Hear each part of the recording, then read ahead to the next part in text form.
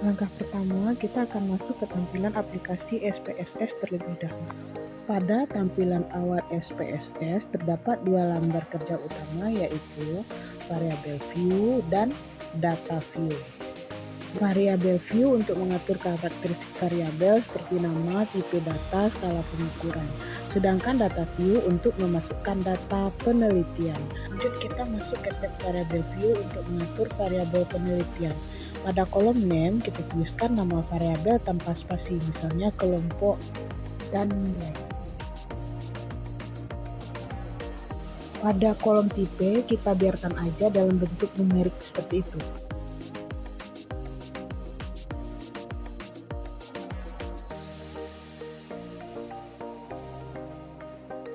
Untuk kolom label kita tuliskan kelas, untuk kolom nilainya kita biarkan kosong saja. Pada kolom value, untuk value-nya kita tulis 1, kelasnya kelas 6.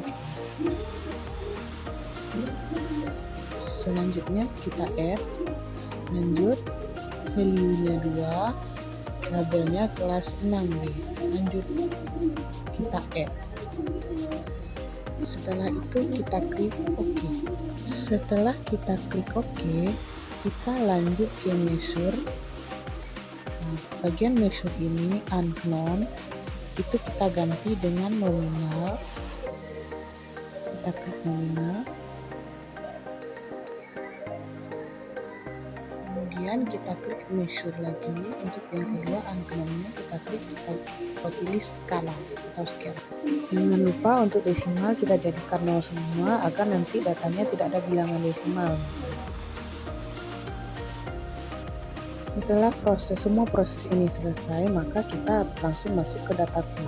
Pada bagian data view ini kita memulai memasukkan data yang sudah kita siapkan seperti yang terlihat pada tabel di atas, di mana data yang saya masukkan adalah nilai ujian matematika semester 2 untuk kelas 6A. Untuk kode datanya saya beri dengan 1.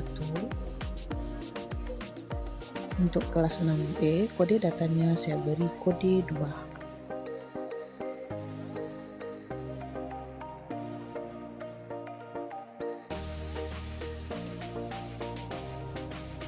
Selanjutnya kita kembali ke akun SPS. Untuk kelas kita salin kode kelas 6A yaitu 1. Untuk nilai kita salin nilai dari kelas 6A tadi. Nilai yang sudah kita buat kita pindahkan ke aplikasi SPSS pada kolom nilai. Kelas 6B kita kembali lagi ke data, kita ambil kodenya yang 2, kemudian kita inputkan ke aplikasi SPSS-nya di bawah kode kelas 6A tadi.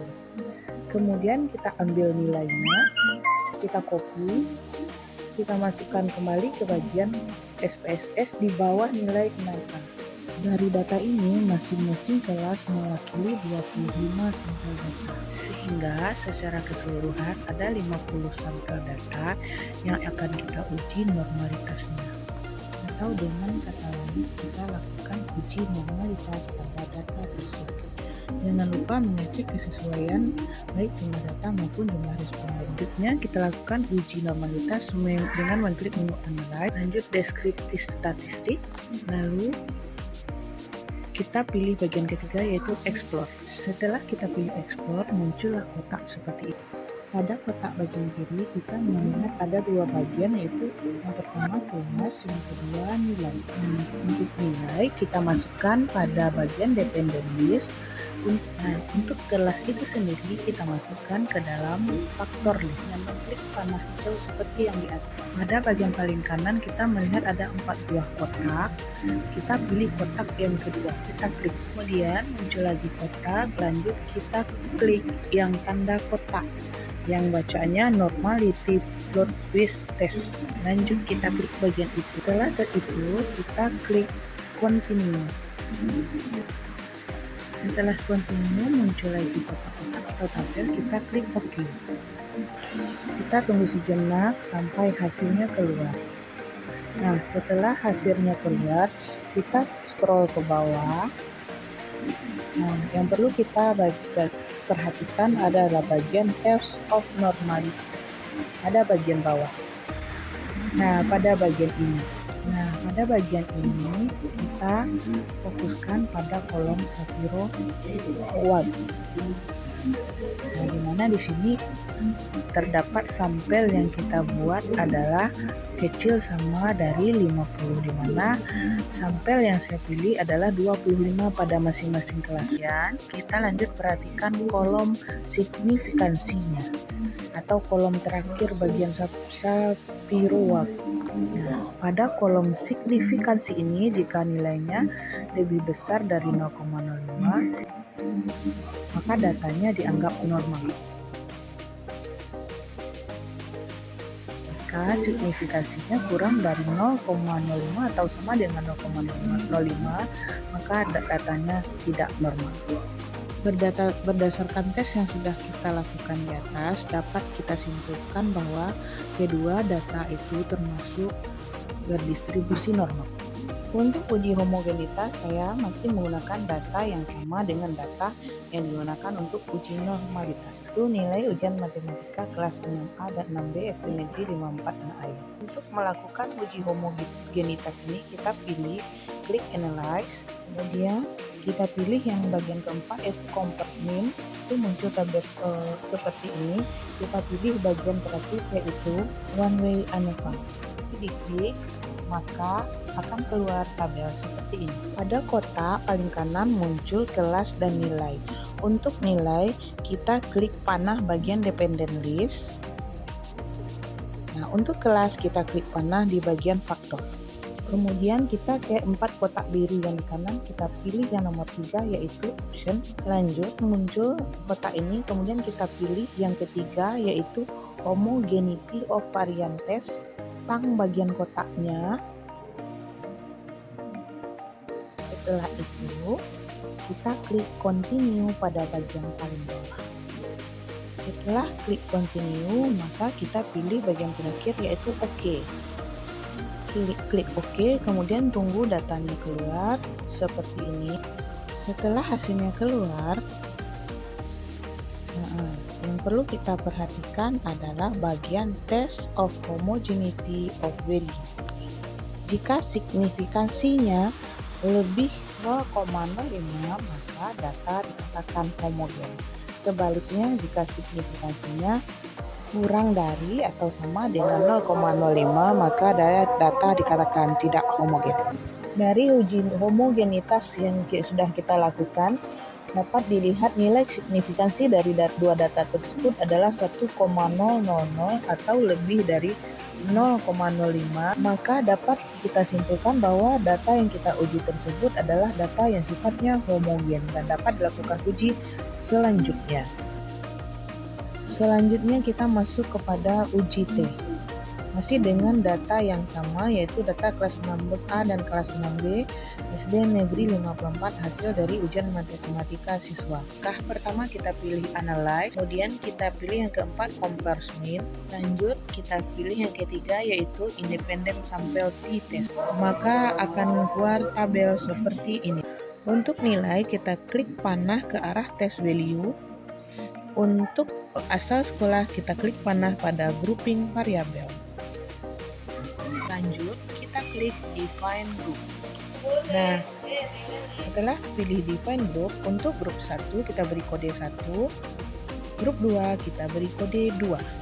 Selanjutnya kita klik Continue. Setelah klik Continue, kita menunggu hasil dari uji T tersebut dengan mengklik tombol OK terlebih dahulu. Nah, setelah hasilnya keluar, kita fokus kepada tabel bagian independent sample test. Nah, setelah kita perhatian ke independent sample test ini, kita fokus kepada bagian signifikansi, itu pada kolom master equality of means. Nah, pada bagian signifikansi ini, jika nilai signifikansi totalnya ini kurang dari atau sama dengan 0,05 maka data tersebut memiliki perbedaan rata-rata yang signifikan. Sebaliknya, jika lebih dari 0,05, maka tidak terdapat perbedaan yang signifikan. Setelah kita melakukan uji T pada data di atas, maka dapat kita lihat signifikansi pada dua data ini lebih dari 0,05, yaitu 1,00 dan 1,00.